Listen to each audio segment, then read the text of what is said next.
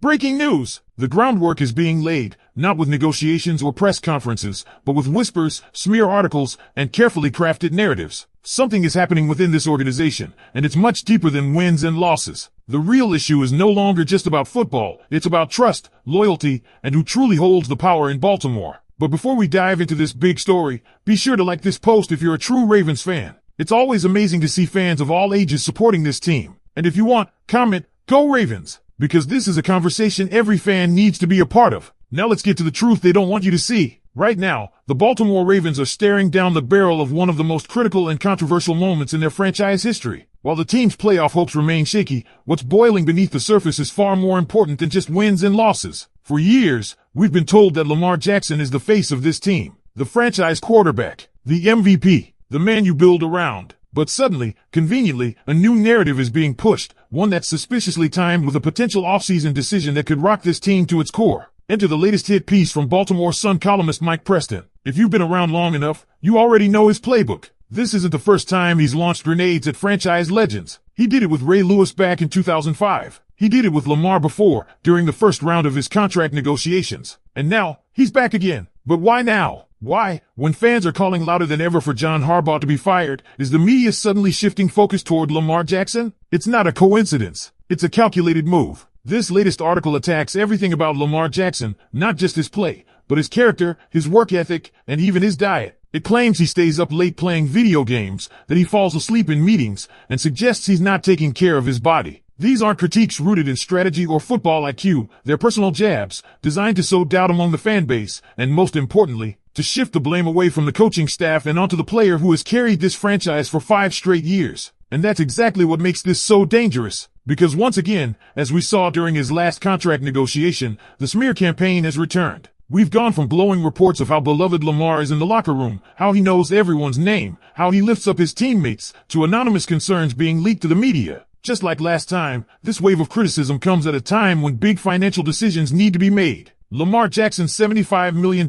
cap hit looms large over the next 2 seasons, and with the Ravens floundering outside the playoff picture, there are real whispers that the team may be preparing to choose John Harbaugh over Lamar Jackson. Let that sink in, because no matter how you slice it, it doesn't make sense from a football perspective. Lamar Jackson has already proven what this team looks like with him and without him. The drop-off is dramatic. This isn't a plug-and-play offense. This is a team built around the unique skill set of one of the most dynamic quarterbacks in NFL history. And yet, instead of maximizing that, the Ravens have failed him repeatedly, especially this year. The offensive line has been a disaster. Ronnie Stanley hasn't been healthy or consistent. Roger Rosengarten and Andrew Voorhees have been liabilities, yet nothing was done to fix it. Not in the offseason, not at the trade deadline, not even mid-season when it became painfully obvious. Daniel Fallalay? An experiment, one that has cost Lamar time and again. So when Mike Preston says Lamar should take a discount to help the team build the line, it's not just tone deaf, it's insulting. Lamar's job is to play quarterback. It's Eric DeCosta's job to build a roster that protects him. And so far, that's been a massive failure. But here's where it gets even uglier.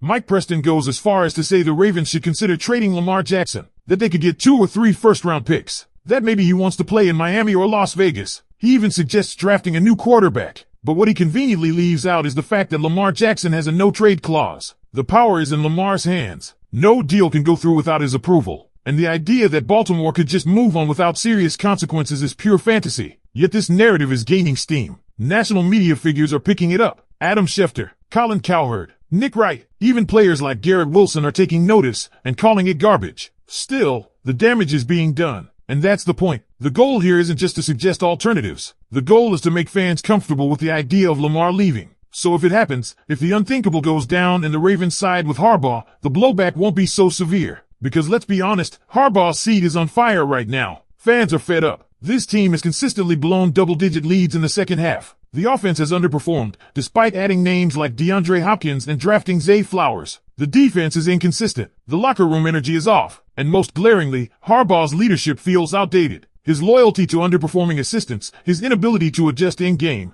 and his reliance on vague culture talk, it's all worn thin. If this team actually goes down that road, choosing John Harbaugh over Lamar Jackson, it's not just a football decision. It's a cultural shift. A statement that the old-school Ravens identity, rooted in coaching stability and team-first mantras, matters more than elite quarterback play in today's NFL. But let's break that down. What exactly has John Harbaugh done lately to justify that level of trust from ownership? since the Super Bowl win in 2012, which many now credit more to Ray Lewis, Ed Reed, and the core leadership of that locker room than Harbaugh himself. The results have been mediocre at best. Blown playoff games, repeated collapses, a pattern of getting outcoached and outplayed in big moments. He now holds the record for the most blown double-digit second-half leads since at least 1991. That's not an accident. That's a trend. That's coaching. Meanwhile, Lamar Jackson has put this team on his back time and time again. Through injury-plagued seasons, through a lack of offensive weapons, through an offensive line that often looked like a turnstile, Lamar has been the engine keeping the Ravens competitive. When he's not on the field, the whole team looks lost. That's the kind of value you can't coach. And yet, when it came time for his contract, he had to fight tooth and nail just to get what he had earned. Contrast that with other young quarterbacks, Tua Tagovailoa, Trevor Lawrence, even Justin Herbert. Those guys didn't have to beg for their deals. They didn't have to endure smear campaigns in the media. But for Lamar, it got ugly, fast. And here we are again, with another round of anonymous shots and strategically placed leaks, all aimed at making fans second-guess the one player who has consistently delivered. And here's what makes it even more concerning.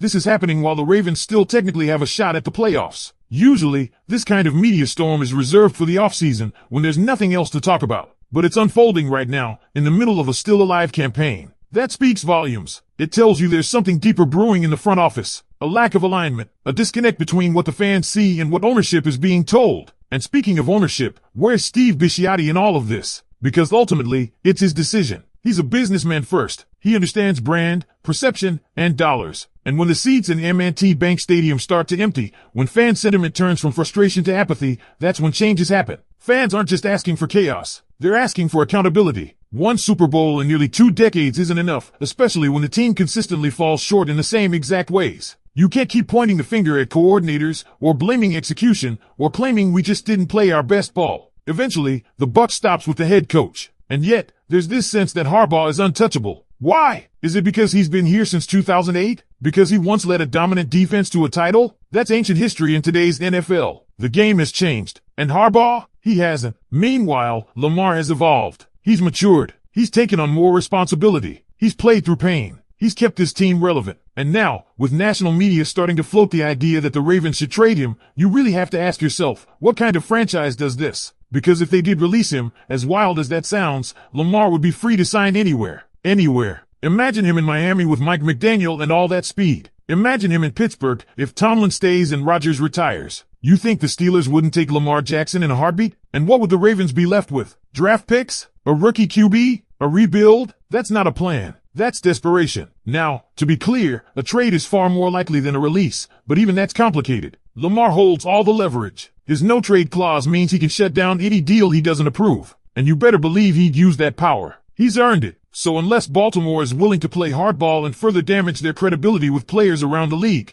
they better tread carefully. And don't think the rest of the locker room isn't watching. Players notice when the organization treats its stars poorly. They saw how Lamar was treated during his first contract negotiation. They saw the media pile on. They saw the front office remain quiet while the quarterback was being publicly dragged. That stuff sticks. It sends a message, and it's not a good one. You already have other players quietly frustrated. You've got wideouts like DeAndre Hopkins barely being used in the offense. You've got Zay Flowers still running the wrong routes or dancing too much after the catch. You've got a defensive line that can't generate consistent pressure, and a secondary that's starting to wear down. Even Derrick Henry, who's been a bright spot, seems to be getting phased out at critical moments in games. What message are you sending? And the fans? They're exhausted. They've seen this movie before.